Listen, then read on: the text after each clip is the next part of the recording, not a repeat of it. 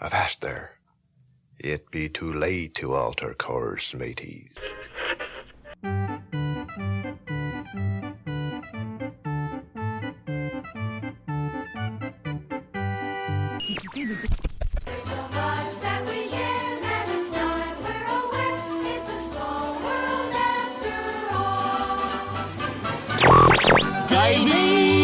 Davy Crockett, king of the wild frontier.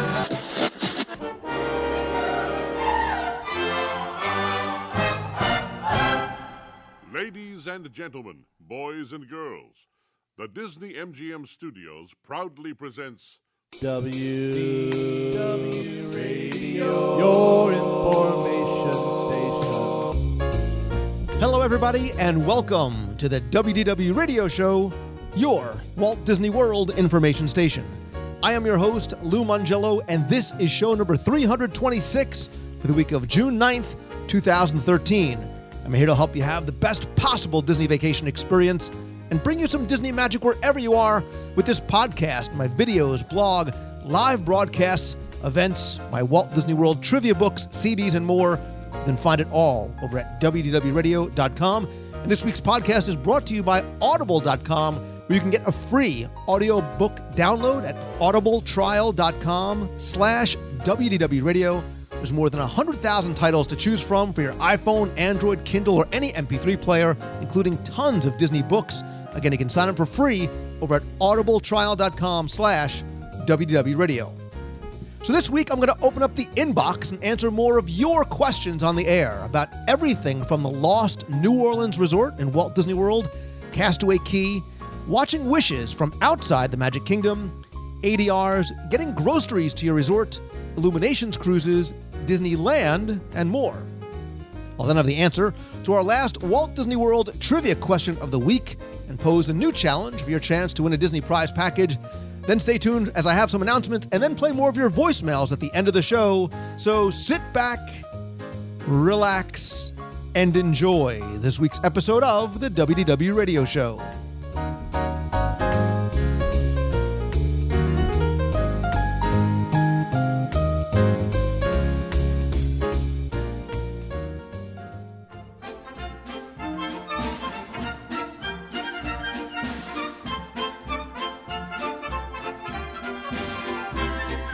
One of the main reasons why I started the show was to not just share my passion for all things Disney with you, but really to help you get the most out of your Walt Disney World vacation experience by learning more and understanding and really being able to pick out some of the stories and details and overlooked experiences you may have missed along the way.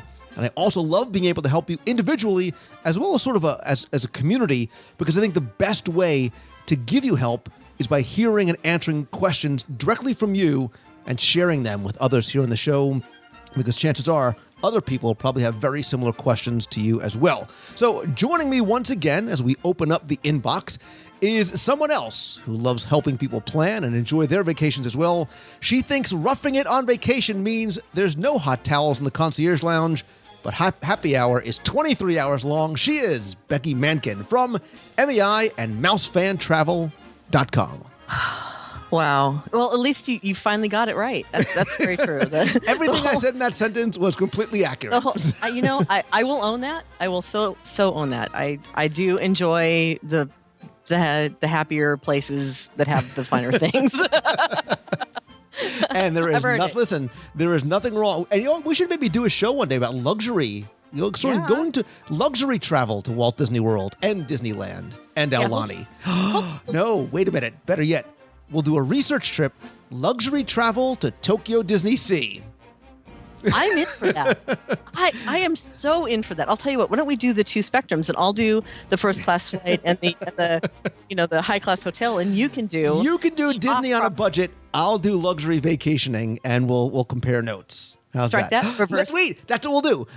It's called Lou and Becky See How the Other Half Lives. You go economy, and I'll travel like Becky. That will be that's a video waiting to happen there. Don't we have a lot of emails to get to? And I think you know what? We'll see what people think about that suggestion. They can feel free to email me and let me know. All right, let's get right into the questions. We have a ton of emails in the inbox. And listen, if you have a question you want answered on the show, whether it's about an upcoming vacation, Walt Disney World history, details, stories, whatever it may be, you can email me at lou@wdwradio.com. We'll answer them on the show. And our first question comes from Nolens, Louisiana. It's Rosanna Dana. No, it's Rosanna Rabelais. And I probably pronounced that wrong, but it looks like Rabelais to me. She says, hey, Lou, I have a question for you. Is it true, or do you know, if Walt once looked for some land in New Orleans when looking for a site for Walt Disney World? Love the show. Thank you, Rosanna Dana. So, one of these days we'll do a sort of a Wayback Machine segment on some of the locations that Walt and the Disney Company looked at before they settled on Central Florida. Because I think a lot of us know the stories of St. Louis and some other locations even in Florida as well. And New Orleans was one of the places that they did consider. And it was actually a place that Walt Disney personally visited when he was working on Song of the South. And obviously that love of New Orleans and the culture and the music, and I'm sure Walt also loved the food, clearly inspired New Orleans streets before New Orleans Square over in Disneyland. It inspired French Quarter here in Walt Disney World. We'll talk more about, so there's a lot of connections actually to Walt and Disney and New Orleans and actually Walt Disney World, right? So go ahead. I was going to say, even for Disneyland, because didn't Walt bring back a whole bunch of antiques from New Orleans that are now or were in Club 33 at one point? He did. All right, here's a trivia question for you. Oh, no. See, I step in it every time. What relatively recent Disney animated film held its premiere in the Superdome? Come on, this is the easy. Frog? There you go. Very good. Wow. Okay. No. You are good on the Google.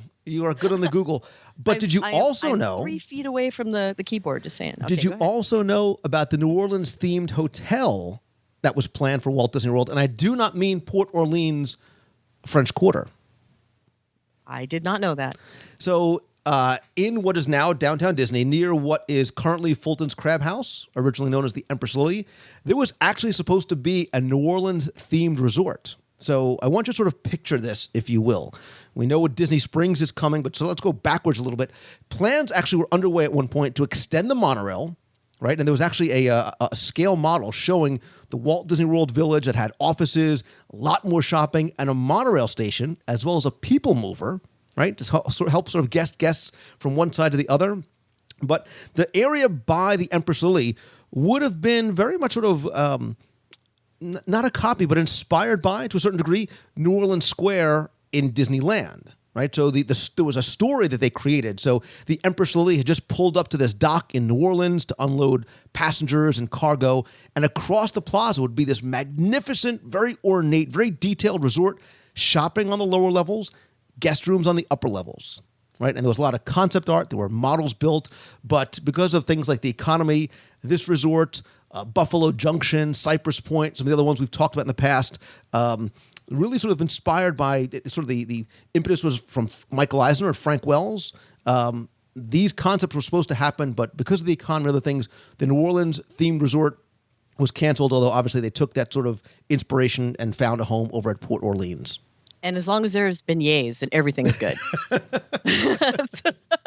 Beignets and some spirited jazz music, I'm all good. And some spirits. And so that's where I thought you were going. Well, that was for later. I was holding off on that for later. Let's start with the sweets and we'll move to the alcohol. Yeah, the mint julep, not the melon ball, was inspired by New Orleans. So there you go. There's a brief history of the New Orleans themed resort. And I think I've done a couple of articles about Cypress Point and Buffalo Junction.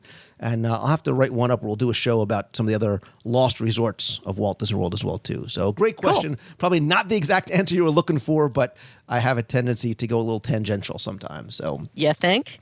All right. CJ Boat, if that's your real name, says, hey, Lou, and maybe Becky, I was wondering, my wife is getting gastric sleeve surgery. It's more an advanced version of the bypass. And she's curious how Walt Disney World is going to handle adults ordering from the kids' menus or sharing with either kids or adults, given these circumstances. Two things Becky Menken doesn't do is order from the kids' menu and or share with children. Wow. However, my My It's gonna answer be that is kind of twofold. day. It's going to, listen, we're having fun. Nobody has more fun than us. This is no problem. Obviously, at a counter service restaurant, you can order off the kids menu, the adults menu. If you go to a table service restaurant, you just need to explain to them, I think, your situation. And I think it shouldn't be a problem there because normally they don't want adults ordering off the kids menu. But I think if you explain the sort of medical reasons why, they'll either adjust or they'll give you smaller portions or whatever it may be. Right. And a lot of patients that do go through this type of surgery, their surgeon gives them a little ID card that indicates that they've had this type of surgery so that they can help explain to chefs and in different restaurants what their needs are for food. So if you do get one of those cards, bring it along with you. In most cases, based on the restaurant, they will allow you to order off the kids menu or even pay a lower cost for the buffet if you've got, that little card. But obviously, if you speak with them too, you might run into that same scenario. Just be sure to have that conversation with your doctor too on what you can eat. And then advise Disney when you make your reservations on the restrictions so that when you arrive, you can also speak to the chef to make sure that you get the best selections for what's going to fit the scenario. And another alternative, CJ, is you both order off the adults menu. You order something different, and you just finish whatever she doesn't want to eat. So you can get the steak, she can get the jambalaya, and it's a win-win for CJ. That works. Right. Sharing. See, there's some sharing going on here. Always. Hello. I'm all about the sharing. And by sharing, I mean being able to eat off other people's plates so I can sample the food as well, too. All right. Our buddy Steve Medina says, Lou, I was looking at an aerial view of Castaway Cay on Google Earth and noticed that barely 5% of the entire island is being used. So that brought up the obvious question, are there any plans to develop the island further? What would you do if you had total artistic freedom to do whatever you wanted to Castaway Cay? This question definitely has to go out to the listeners. Thanks for the awesome podcast, Steve Medina. So, Becky, I think it's probably a safe assumption, right? We don't want to sort of speculate. We don't, Disney hasn't formally announced anything, but I think it's probably clear that at some point Disney is going to expand the offerings on Castaway Cay as they have done since it originally opened. Right. Well, right now there's only, I think, 55 of the approximately, 1,000 acres or so that are currently developed. And at that point, it costs like $25 million or something to get it where it is today. So any expansion, of course, is going to cost a lot of money.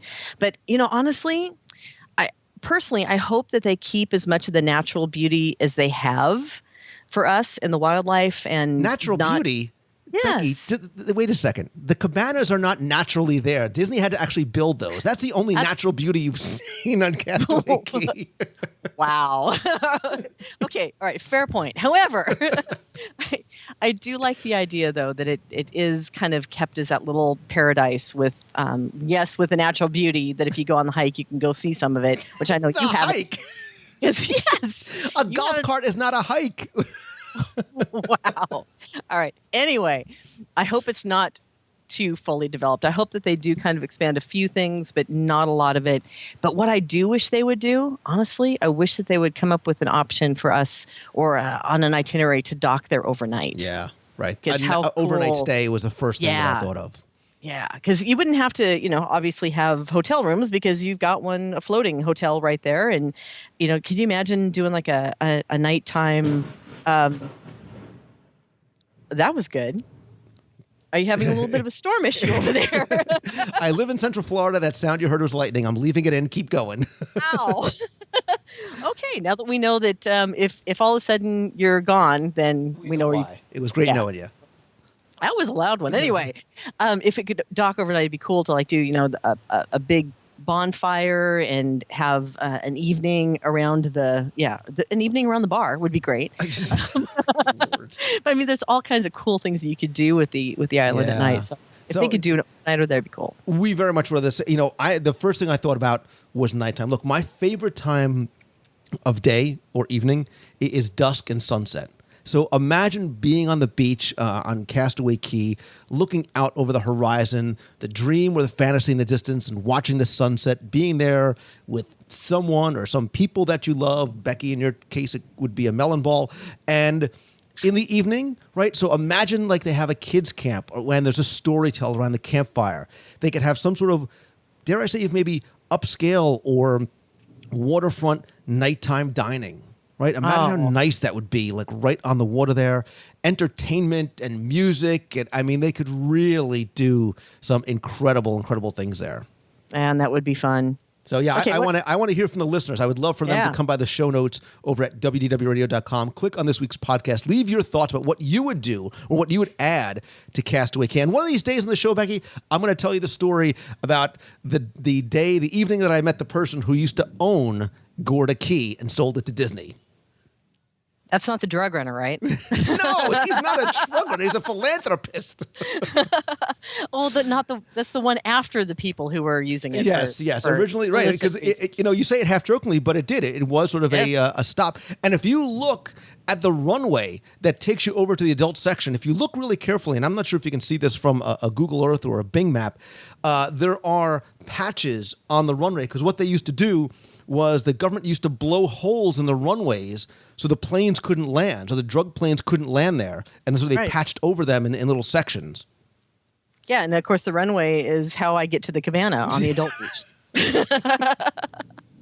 Because you don't like hiking, nature, and or children. So hence Wow, the- seriously? All right, let's move on. Because listen, Ray I'm so Peavy, glad that I'm going to be seeing you soon because I'm going to slap you at least 3 times for this one. Okay, Ray go ahead. Peavy or Pevy, he's from Birmingham, Alabama. He's got a very important question. He says, Lou, with Bob Iger's departure from the Disney company coming soon, it led me to think of a couple of questions. We know that Michael Eisner's legacy for Walt Disney World was bringing us things like the studios and Animal Kingdom, obviously also the Crescent Lake area, so many resort expansion as well, too. He says, so what will Bob Iger be remembered for bringing to Walt Disney World or to Disney during his tenure? Also, who's likely to step in to take the reins, and what problems or ideas could they address and correct? This is a show in and of itself. Thanks for Wow. everything you do. I listen every week. Have a great day. Ray, I think this is a great question. It's one that I have talked about before, specifically in light of the most recent large acquisition. Look, I think Bob Iger's legacy is summed up in one word, and it's acquisitions. Because Yeah. during his tenure, you've got Marvel, Avatar, Pixar, Star Wars, and I think, and my feeling about Bob Iger is, and I'm not comparing him to, I'm analogizing him to, like Walt Disney, he brings into the fold the people who are the very best in the business. Walt did that with animators and artists and composers and designers.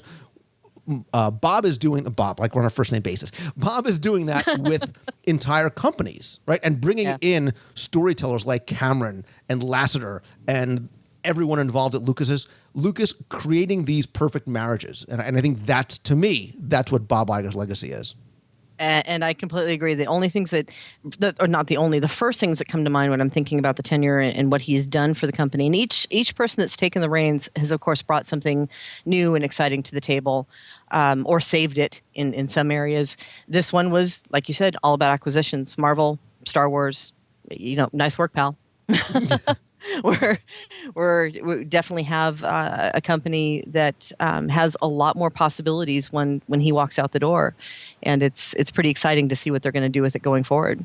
Yeah, and in terms of who's going to step in, we don't know. We have a couple of years yet before that happens. It certainly seems like Tom Staggs would be the next in line, but one never knows. So, and in terms of problems or ideas, who knows what some of the things that Bob Iger champions, how that focus may shift or how that may continue depending on who steps in afterwards. So we'll know more as we get closer. Before we move on, I just want to add that I'm looking out my window and it's sunny and beautiful, and I think it's going to be like 74 degrees up here in Seattle. What do you got going on over there besides somebody bowling? Listen, I love the thunder and the lightning and the rainstorm. I think there is something, I know you think I'm a freak. I think there is something very romantic about that. I think I love the sounds, and I can sit outside and listen to the thunder and watch the lightning. So yeah, I'm a hopeless romantic. Listen, sitting on Castaway Key at night while it rains at sunset. Anyway, let's move on. All right. Dear Lou, I've been a listener for your show for a very, very long time. I want to thank you for all that you do. Thank you for listening. My parents and I are planning on making the trip down to Walt Disney World for our 14th time at the end of the summer. And in anticipation, I have re-downloaded 141 WDW Radio podcast to help build the anticipation and memories about the parks and fill up my iPod. I really enjoyed the DSIs, thoroughly enjoyed the 7 Wonders of Walt Disney World, hence the downloading sporadically all the way back to episode 3. Quick sidebar, the 7 Wonders of Walt Disney World is a segment that a number of segments I did really going back probably to 2005, 2006. We're going to have to revisit that. Look at the new 7 Wonders of Walt Disney World. See if they've changed it all. Anyway, my parents I guess I better download those.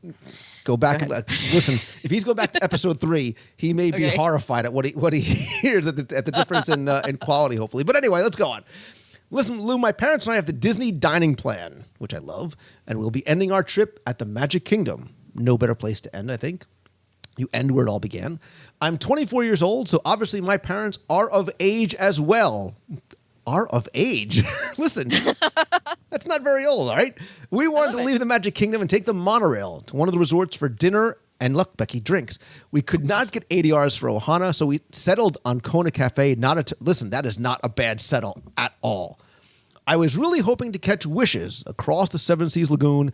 Do you have any tips to catch Wishes outside of the park, besides the California Grill? Thanks again, and that comes from Tom Riley. So, Tom, you are in the right place at the right time. You go to Kona Cafe, you get a boatload, literally a boatload of sushi, like the volcano rolls or the things, and that phenomenal Hawaiian bread with the honey butter with the macadamia nuts in it, and you stay there. I don't mean at Kona Cafe. Eventually you need to leave, but you go outside to the Polynesian beach, you grab a hammock, you grab a beach chair, you grab a cocktail, or you grab someone, which hopefully you actually know, and you enjoy Wishes and the electrical water pageant right from the Polynesian beach. Yep. The beach at the Poly is my second favorite location to watch Wishes, if you don't count the fireworks cruises. But you've missed one thing. Either before or after, you have to stop at the Tambu Lounge because... I know. That's where you were going. Well, because that is the lounge that has that still is serving things that are, featuring items that are off the normal menu now that's across property. You can still get the cool Island Sunset and the Lapu Lapu and the back scratcher. Get the back scratcher just for the bamboo back scratcher. You can give Becky the drink and just keep the back scratcher for yourself. Yeah, because later on you might have to hit somebody with the back scratcher. That's the only reason I'm going to get that drink next time I'm there, so I'm armed. Let me just my legal disclaimer, the back scratcher is not intended to be used as a weapon. Just so it's simply to scratch backs. But there's another one, the macaw, that I get every time I'm there because, of course, there's Midori, which is awesome. But that's the one lounge that's awesome because you can sit there and you can have these wonderful tropical drinks with umbrellas, and it's not the exact same drinks that you get at other locations, so you got to go to the lounge. So do it pre or post, but like you said, the beach at the Polynesian, perfect place to watch Wishes from. Quick aside, my only one disappointment is that the Tambu Lounge is now much smaller because they sort of took a lot of that seating area and it's now sort of a queue area for Ohana. So the lounge itself is relatively small, but you're right. A lot of and by the way, when you go there for drinks, even if you don't eat at Kona, they have an awesome appetizer menu there at the bar. Yeah, they do. We've talked about some of the lounge food, and we'll have to do. I've done a live restaurant review of Territory Lounge at Wilderness Lodge. Becky, next time you're here, join me at the Tambu Lounge. Appetizers and drinks sponsored by Mouse Fan Travel. We'll do that. I'm in. Perfect. I'm in. As soon as I say drinks, I got her. All right. Pretty much, yeah. The next question comes from Brandon Brinkman from Leander, Texas. He says, "Hey, Lou, I'm relatively new to the show and website, but doing my best to get caught up by listening to as many of the past podcasts as I can fit into my work days. I and my family are lifelong Disney fans and always look forward to our trips to Walt Disney World. We took our now 6-year-old son when he was 2, good parenting, and are planning to go back next summer, this 2013, when our second son is 2. So here's my question. I want to surprise my wife with an awesome spa day experience. You just made women swoon, by the way. Price is a consideration, so I can't shoot for the whole moon, but maybe half a moon will suffice. I plan on taking the boys off her hands for a day or half a day, as long as it takes to get her pampered in every way she deserves. You are either a good man or you just got in trouble. So what recommendations do you have for this? Keep in mind, I do need to consider price. I'm also looking for the best place for her to go at the best price. Thanks for taking the time to answer me back. Thanks for all you do to bring the Walt Disney World magic to those of us who can only travel out there once every few years. So, Brandon, I love this. Wives are swooning. Men are going, great. Now I got to do the spa thing for my wife as well, too.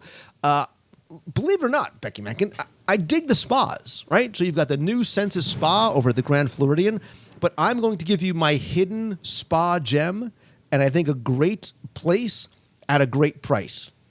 And it's over at the Walt Disney World Dolphin. The Mandara Spa is really nice. And what I love about this, Becky, is not just sort of the offerings that they have there, but I love the theming. It has sort of a Balinese style. So there's this sort of Asian meditation garden and this little temple and gardens inside. It's a very sort of exotic feeling retreat. So we talk about these experiences in Walt Disney World where you feel as though you are no longer in a theme park or a resort hotel. You walk into this tea ceremony bale and this Asian temple, and there's look, if you want to go with her, there's sort of couples retreat and there's a salon. They're about probably the same prices. It depends. Check before you go. You can obviously go to Walt Disney World Swan and Dolphin online or mandaraspa.com to get a list of the prices. It's probably comparable to Senses Spa, but I think for the type of experience you may want to send her on, this is something that she would really, really enjoy and remember. Oh, yeah. Anytime you say the word spa, are you kidding me? And they got some really great experiences, too. They have both the Mandara Spa and Senses Spa. They have spa sampler packages that you can get for relatively a good price, given the amount of time that you spend in for samplers. And you can also get pre-purchase gift certificates, too, online, too. So she doesn't have to worry about getting out the credit card if you want to do it that way. Or, of course, just get the good old Disney gift cards if you're going to one of the Senses Spa at the Grand Floridian. Or, of course, the one over at Saratoga is reopening this summer, too. Yeah, yep. And I hear that that's going to be absolutely beautiful when the renovations are done over there. We may have to go to the spa. Every time you promise this stuff and it never comes to fruition. Here's this is a serious question for you, and I bet this might actually help out Brandon. Would you rather have a dollar amount gift certificate to a spa, or say, hey baby, listen, I just booked you the hot stone shiatsu massage therapy tea facial chocolate sauce thing? Would you rather have somebody pick it for you, or just give you a gift certificate for the spa itself? Ooh, well, you know what? I think, that's a really good question. That's a really good question, because the samplers are good, because you can then, when you get there, decide what you want to do in the sampler, because some people are facial people, some aren't. Some people are massage people, some people aren't. So if you booked a sampler package and let them choose, which would probably, once they get there, would probably be the best scenario.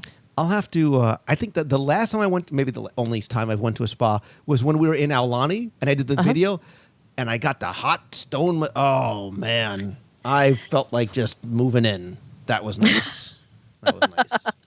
That was fun. That really definitely was a fun day. All right.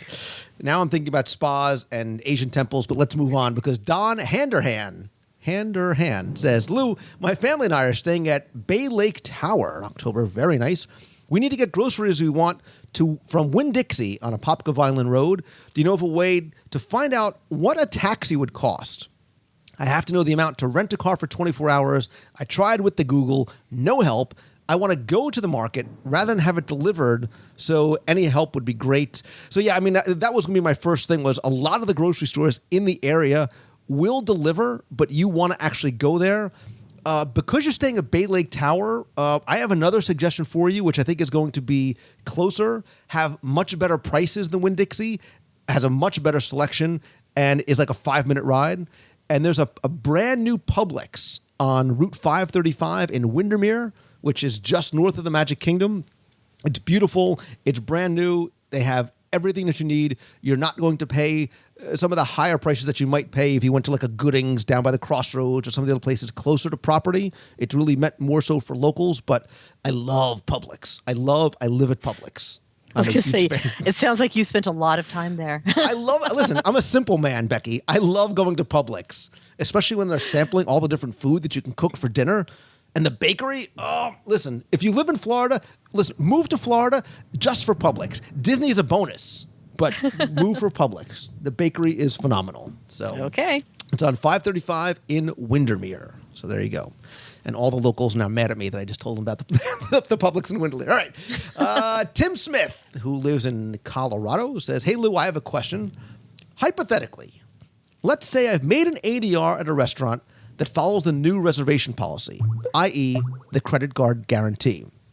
Now, let's say, for example, my reservation is for 4 people, but only 2 people show up at the ADR. Would I still get charged the $10 per person for the 2 no-shows? Thanks for taking the time to read and respond." So just, Becky, as a quick bit of background, there are some restaurants, sit-down restaurants, that now require a credit card guarantee. This way, if you don't show up, in order to ensure that you either show up or cancel, they will charge your credit card $10 per person for any of the no-shows. But here's a scenario where we have the reservation, we're keeping it, but only a couple of people don't come. Do you think that they would still charge the no-show fee? It's been my experience that as long as somebody shows up for that reservation, they have never charged the fee. So if you have 2 people out of 4, the res is for 4, 2 people show up, they've never charged for the other 2 people. As long as somebody comes up, goes, obviously, yeah. As long as, I have to throw out the caveat that Disney can change that at any time. So as of right now, I have never seen anybody be charged a fee as long as somebody showed up for the res. All right, I agree wholeheartedly. And Tim, look, if they give you grief, just tell them Becky Menken from Maybe I Mouse and Travel said, they told me I would not get charged. On Lou Mongello's show. All right, next question is from Rachel from Pennsylvania, not Rachel from Friends. She says, "Hey, Lou, I love to listen to your podcast while at my desk working. I'm sure your boss is excited about that as well, too. It always makes the time go faster, gives me a little bit of the world until we get there again. So here's my question. We are regular guests of Walt Disney World. We go once a year, sometimes twice if we can fit it in. This year, we're going to the world to celebrate our 25th wedding anniversary. Aww. Congratulations. We're going to dig this together. I have booked the Illuminations cruise to celebrate. Love it. It'll be myself, my husband, and our 2 daughters. The last time we saw Illuminations was about 10 years ago. My question is, have you ever done this fireworks cruise? And a smile comes across my face. If so, what did you think of it? How do you feel about the cost? Thank you so much to my Disney guru." And again, that's from Rachel. Rachel, in case you can't tell, I love it.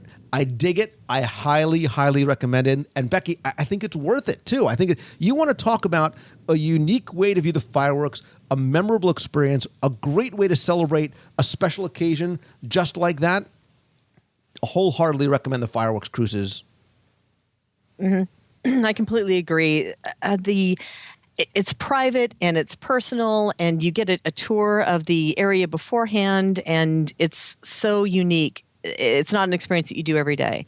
So what a great way to celebrate. I think I like the Wishes cruises over the Illuminations for me personally, but the Illuminations cruises are really fun. And you can also plus up that experience too. You can have them decorate the boat. You can have them bring on food and beverage for you, of course, at an extra cost.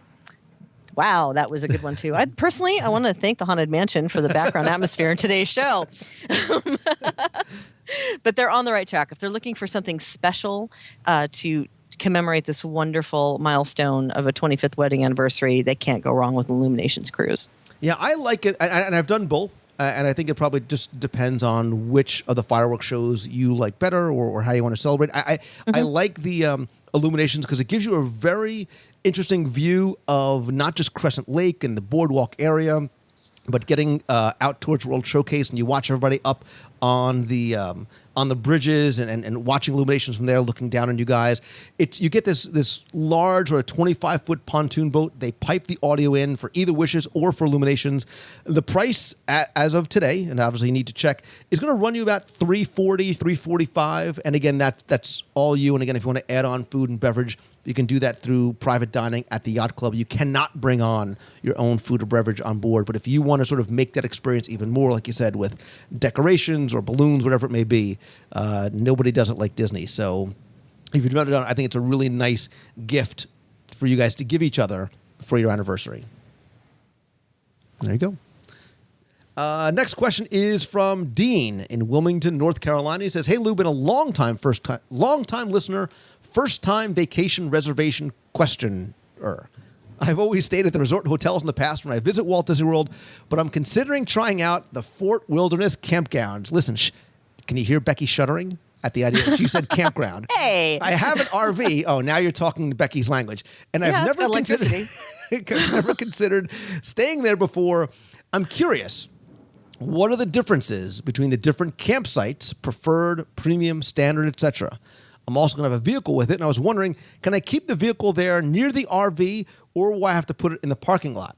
I'm also excited because I know Fort Wilderness has many activities to do other than the parks. Also, would you recommend using Becky for this, even though it's not a hotel resort?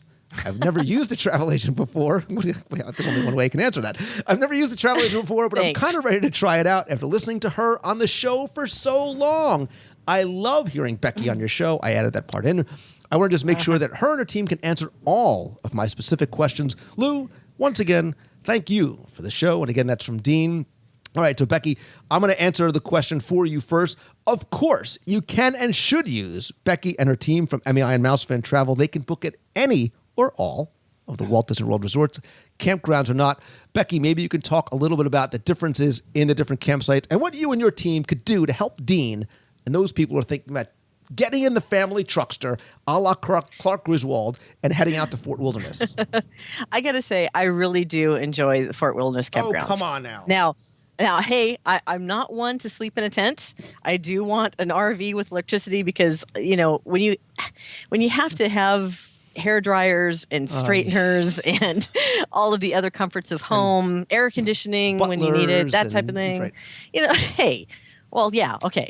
But still, it really is a great option, though, for families who enjoy camping. And they do have all of the creature comforts out there if you'd like. And that's kind of what the different categories are. So you have the different categories of premium, preferred, what they call a full hookup, and a partial.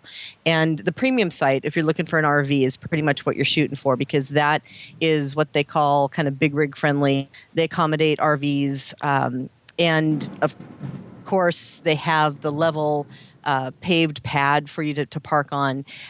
Usually with the vehicles, by the way, because I think there was something in there about parking a vehicle besides. They do have room for one additional vehicle, but many times in the campgrounds, you have a lot of families who all stay together. So if you have additional cars, those need to be parked out at the main lot. But of course, you can take Disney transportation to get into the loop or the area that your particular campsite is in.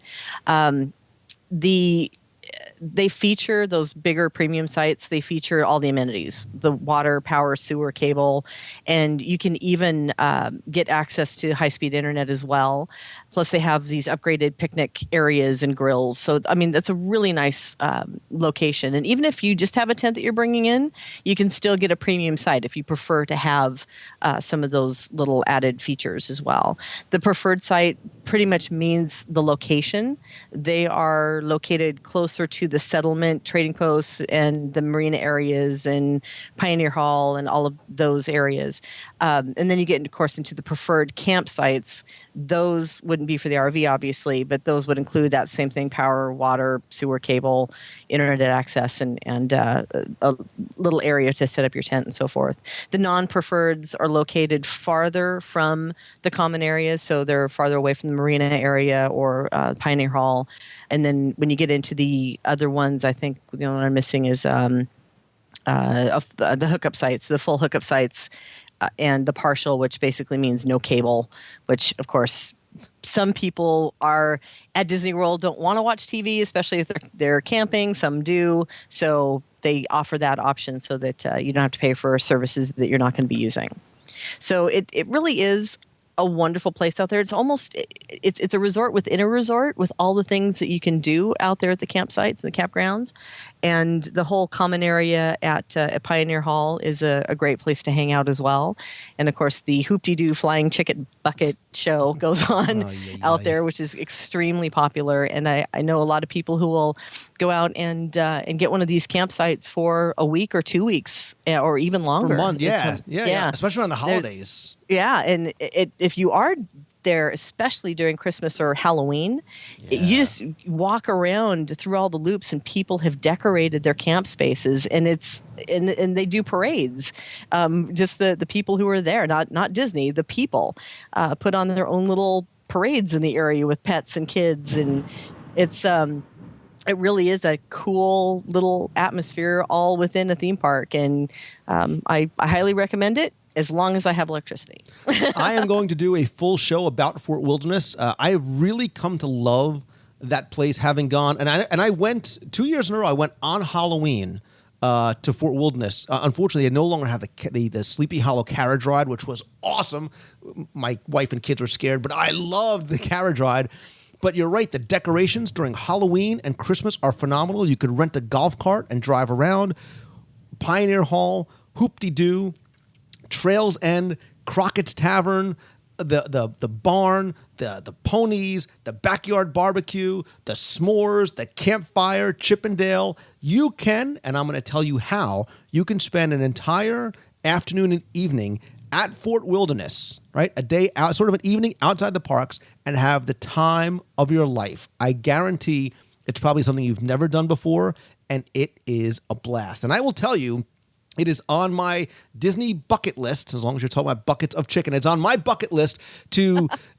I want to stay in the cabins, but I want to do the RV. I want to do the campsite thing, and I want to stay there. I want to have a staycation. Look, literally is like I could walk there from my house, but I want to have a staycation at Fort Wilderness, because the one thing I love about that, and we see it a lot, Becky, in a lot of the Disney Vacation Club resorts, there is a sense of community and family there. Because there are people that they come every year, the same time of year, for weeks and months at a time. They almost have sort of a temporary, and I mean this in air quotes, ownership of these locations, because you know that the Johnson family is always going to be in this loop at this campsite every year. And you can rely on. Last year during Christmas, somebody had their own miniature version of their Osborne family spectacle of dancing lights with music and trains and setups and animatronics. I mean, they go all out. It is, if you've never been there, especially during the holidays, Halloween, Christmas, 4th of July, same thing as well, too. It's a blast. It is a blast. It's worth going out there for, that's for sure. I just like tooling around in the golf cart. And the chicken. And I will tell you once again, the Trails End Buffeteria, best value on property. Best, awesome food, great value, just home-style comfort food.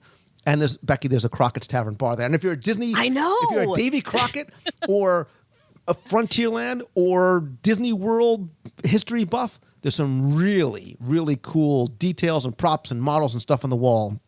All that Davy Crockett and sort of that American folklore. So, again, long answer to a simple question. And they make a mean sunken treasure. And there you go. Yahtzee. Just all right. Priorities flew.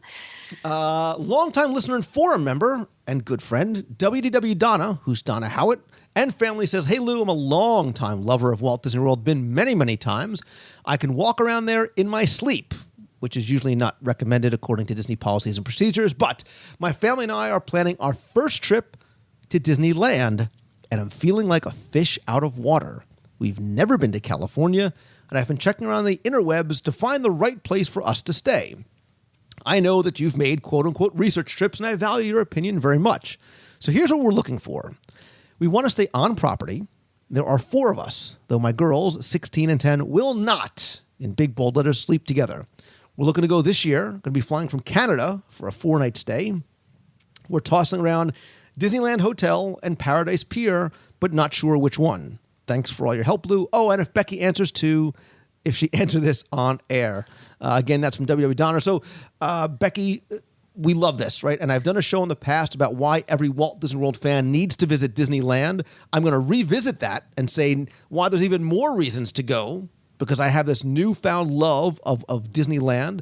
But she's basically thinking Disneyland Hotel and Paradise Pier. I know you're thinking Grand Californian Concierge, but that's not in the cards this trip. Wow. For me, I say Disneyland Hotel. And I might, dare I say, there are occasions when I might even say Disneyland Hotel over Grand Californian. And the reason why is because that to me screams Disneyland. Like that screams old school Disneyland, Walt Disney, magic 50s up to today.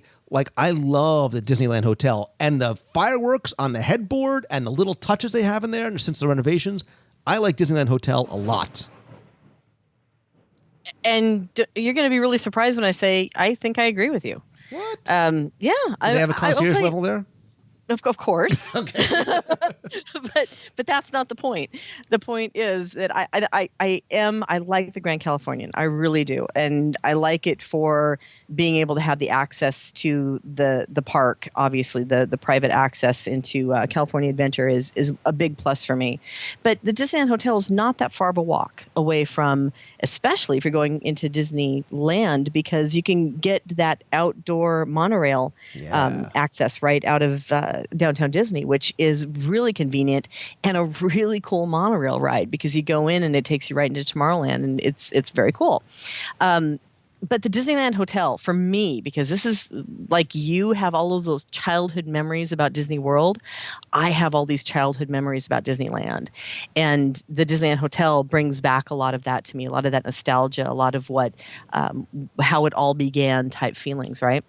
And the major renovations that they've done recently, with the addition of, like you said, the upgrades to the rooms with the fireworks and the headboards and the colors, and then the new pool, the monorail pool, which is incredibly cool to hang out on. And of course, there's also Trader Sam's. I have to throw in there too, which is a nice, fun place to hang out for everybody. I personally think that the Disneyland Hotel is a better option for this scenario if that's what they're looking for, that nostalgic Disney feel. And like you said, when you walk through the hallways, they've got some of the memorabilia that you can actually just sink into and spend an hour looking at the walls and the things that are going on there. The one thing that she was pointing out is that they don't want to sleep in the same bed, and that's kind of with Disneyland Hotel and all the three hotels kind of get a little interesting there. The Disneyland Hotel, they accommodate the 4 guests, but usually in 2 beds. That's kind of how they have that set up. But some rooms have 2 double beds and a day bed, and that can accommodate the 5. So you'll want to ensure that when you make that booking, that you make sure to say you want to have the room with the day bed. So you can make sure to get that request in. And then when you check in, make sure to say, I want to make sure that I've got the 2 double beds and the day bed, so that you know that you're getting that room before you lug everything upstairs just to find out you've got one with a double bed. So just make that request. Everybody will be happy. The Disneyland Hotel is definitely the one that I would go to given the choice of the 2. Yeah, and excuse me, that's not to take anything away from Paradise Pier. I have stayed there. It's still a close walk, but it definitely feels like what it is, which is it was another hotel that Disney eventually bought and sort of put their Disney touches on top. But even when you're talking about like dining options, you've got Goofy's Kitchen and Steakhouse 55, which we've really come to love over at the Disneyland Hotel. Great pools, great amenities, perfect location. And I think price-wise, if you're starting to think between things like Grand Californian and Disneyland Hotel, you can probably get a better deal there as well, too, if you're looking to save some money. Sometimes, but let me just throw this out, too, because this is one of those little known facts that when you price one, you should always price all 3. Because there are times when one isn't as full as one of the others, and it might surprise you what actually turns out to be the best deal. Obviously, the Grand California is usually always going to be on top, but sometimes there's not a lot of difference between the 2 if it's a slow season or a slow time. But between Paradise Pier and Disneyland Hotel, sometimes you might see them reverse, where the Disneyland Hotel is actually less. So you really have to do your due diligence and look at all of the available options and all of the available prices to find the best deal and the best situation for your family. But what if I don't feel like doing the due diligence on my own? Can I call Mouse Fan Travel? Can I go to mousefantravel.com and have one of your agents do it for me? That's what we do. And yes, thank you. Thank you for mentioning that little plug. But yeah, that's to work with a Disney travel specialist is like Mouse Fan Travel. We definitely do keep our eyes on that type of thing. And when an offer comes out that may not have been there when you initially booked, we can catch that offer and apply it, and sometimes give you that phone call and say, hey, you were booked at Paradise Pier, but I can get a deal right now that just came out for Disneyland Hotel, and we can apply it, and you can get that location for the same price or lower. So that's one of the benefits of using a travel planner like Mouse Fan Travel. There you go. So I want to end this email segment, although we have literally hundreds more to get to, and I promise that we will, because I think what's happening, Becky, and I know it's happened for me. Disneyland was one of those, I eventually want to go see it, and then I saw it once and I loved it, and I was like, okay, this is a place I'll go back to every few years or so. Now all of a sudden, Disneyland has definitely become a place that I look forward to going to at least once a year. Like, I've been toying around with the idea of getting the Premier Passport. Like, am I at that point yet? So my welcome. question... We have jackets, just saying. We have jackets. Do you also have like a secret decoder ring and like a special handshake? But the thing I want to put out to other people is, because I think we're finding a lot of that out, right? We're finding a lot of sort of cross-pollination because the parks, while similar, are very dissimilar. So you who is listening, what's the one thing in Disneyland that you have to tell a Walt Disney World veteran or a person that calls Walt Disney World home? What's the one thing that they have to see or they have to do or they have to eat when they go to Disneyland? Listen, you laugh. I know Cozy exactly cone what you and would corn say. dogs. Yes. Come on. Cozy cone. That is you live by. I cozy live by the cozy cone. I love the cozy cone. Listen, I'm a hopeless romantic, as you know. I love dancing in the rain and corn dogs on a garbage can on Main Street, USA, in Disneyland. Yep. What is the one thing you need to do, see, eat, experience at Disneyland if you are a Walt Disney World fan that's going out there for the first time? Come visit the show notes. Visit WDWradio.com. Click on the podcast link. Click on this week's episode, and you can leave your comments in the comments section there. You can also tweet me. I'm at Lou Mongello on Twitter. Or leave a comment on the Facebook page, facebook.com/Lou Mongello. Also be sure and check out mousefantravel.com. You guys always have specials and deals and all kinds of things you're working on there. Whether you're going to Disneyland or World or Cruise or Aulani, right? Just a few weeks away, going out to Aulani.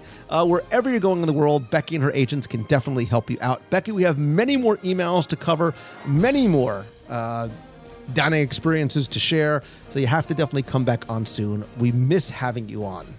Oh, well, I've kind of missed being here, I think.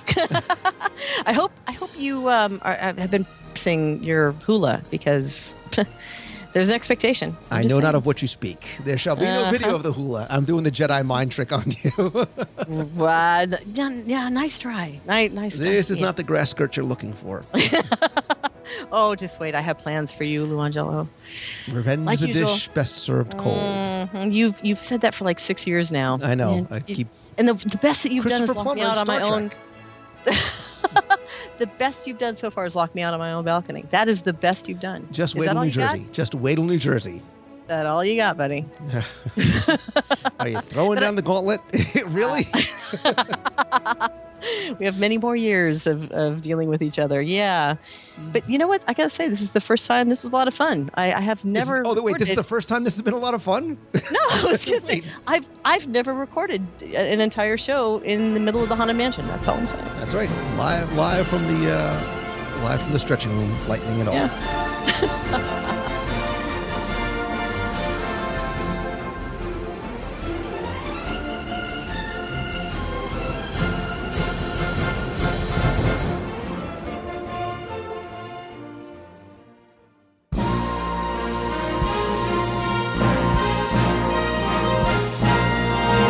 It's time for our Walt Disney World Trivia Question of the Week, where I challenge you to test your knowledge of Walt Disney World trivia history. See how well you pay attention to the details of what you see, maybe even what you hear, for your chance to enter and win a Disney prize pack. Before we get to this week's question, let's go back, review last week's, and select our winner. So last week, we were talking about the American Adventure Pavilion, and I said that there were only 2 United States presidents in audio animatronic form that are depicted there during their presidential term. and I only asked you to name one. And so the two presidents who were depicted in audio animatronic form during their presidential term are Theodore Roosevelt and Franklin Delano Roosevelt. Teddy Roosevelt is seen talking with naturalist John Muir about the beauty of America and Yosemite National Park. Franklin Delano Roosevelt is depicted giving his famous "The only thing we have to fear is fear itself" speech in 1929. Now, some of you said George Washington, and while he is depicted in audio animatronic form in The American Adventure, he's depicted crossing the Delaware during the Revolutionary War when he was a general before he was elected president. So congratulations, thanks to all of you, hundreds of you, who got this one correct. Again, you were playing for all of my audio tours of Walt Disney World, a WDW Radio luggage tag, button, and a signed copy of my Walt Disney World Trivia Book Volume 2. And this week's winner is Francis DeLucas. So Francis, congratulations. I'll get your prize package out to you right away. If you played last week and didn't win, thanks so much for playing, but don't worry, because here's your next chance to enter in this week's Walt Disney World Trivia Challenge. So on the show last week, Ryan Wilson and I were walking through Frontierland, and we briefly touched on one of my favorite dining locations in Walt Disney World, Pecos Bill's Tall Tale Inn and Cafe. And we mentioned how tales were told inside an imagery of American folklore and fake lore. Great details and props that tell the stories of famous events and famous people from American history. And over the fireplace in the Pecos Bill Cafe, near where you place your order at the counter, is a picture of Bill and his beloved horse. What is the name of Pecos Bill's horse? You have until Sunday, June 16th at 11:59 p.m. to send your answers to contest at WDWRadio.com. Again, you're playing for all the audio tours, a luggage tag, button, a trivia book, and a mystery ticket. So good luck and have fun.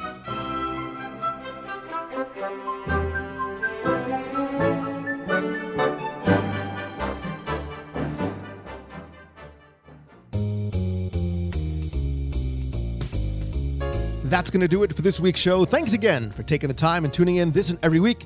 Be sure and come by and visit the website over at WDWRadio.com for our daily blog posts, contests, videos, free email newsletter, the free WDW Radio app for your iPhone or Android device, our discussion forums, and much more. Also, be sure and join us every Wednesday night at 7:30 p.m. Eastern for WDW Radio Live, our weekly live video broadcast and interactive chat where you can be part of the conversation and discuss this week's Walt Disney World news.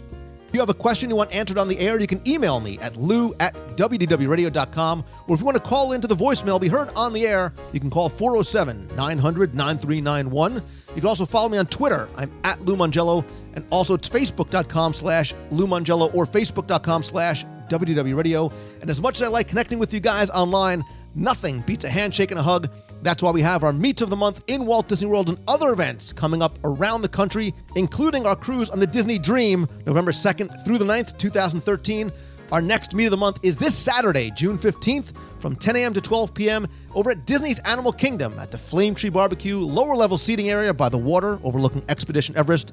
To find out more about any or all these events, visit the events page over at WDWRadio.com. Thanks again, as always, to my partners and sponsors, Mousefan Travel. As you heard, they're my official and recommended travel provider because it's who I use and who you should use if you're going to Disney World, Land, Adventures by Disney, or Disney Cruise Line Vacation. Becky and her team of agents give you the best possible prices, all available discounts, an incredible level of personal attention and service, all at no additional cost to you. And if you want some Disney magic delivered right to your door or your iPhone, iPad, or Android device, visit celebrationspress.com. The magazine in print or digital, where you can subscribe, order back issues, get a little bit of Disney magic delivered to you every other month.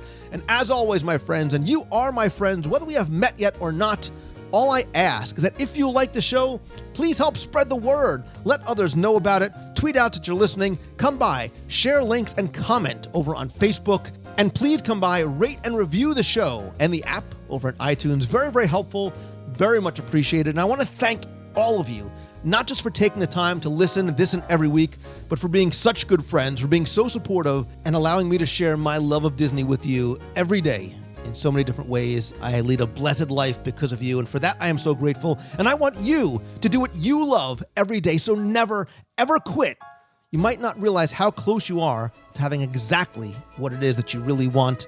Have patience, have faith, always keep moving forward, and have a great, great week, everybody. So until next time, see ya. Hey Lou, this is Christian from Florida. Me and my family and some friends, we are about to go on a dream cruise. We are all very excited. Thought I'd call in, let you know, let all the listeners know.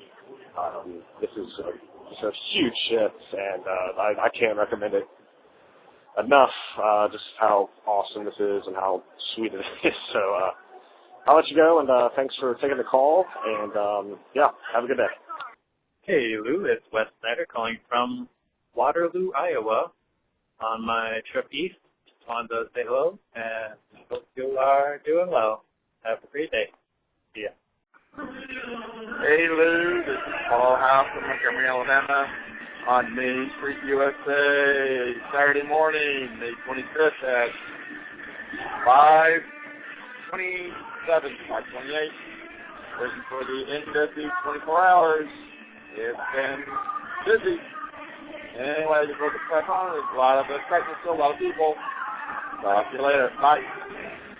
How's it going, Lou? This is Brian Rainey again from Kansas City. I'm on my 4th day of a 4-day hopper pass, and I'm just taking it easy.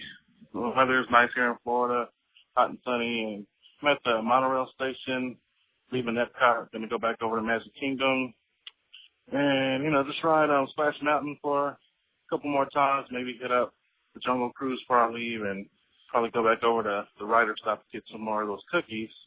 Then I'm going to come back over to Epcot and finish my day up here, finish my vacation here. And that's what I'm doing. Weather's nice, and hope to see you soon. Hey there, Lou. This is Jeremy calling you from Kansas City. I don't know if you're aware of this, because this was a bit of a while back, but I was reading The Amazing Spider-Man issue number 700, which was actually last December's issue. I'm kind of late getting a hold of it. But I was reading it this morning, and noticed at one point when J. Jonah Jameson, who has gone from publisher of the Daily Bugle to being the New York mayor in the Marvel Universe, he comes out to a bevy of the press asking him questions, and it just so happens one of the questions, or at least one of the bubbles for one of the reporters, actually says, hey, this is Lou Mangello from WDW Radio. So I guess they're implying that you're out there asking questions. Although the artist didn't appear to have drawn you, I think I would have noticed somebody that short. Oh, I had to get that one in there. But it's just kind of cool to have you included, and I didn't know if you were aware that you were there. But I guess one of the writers of Spider-Man, probably Dan Slott, is a big fan of your show. So that's all I had to say. But, yeah, love the show, and have a good one. You've got a friend in me.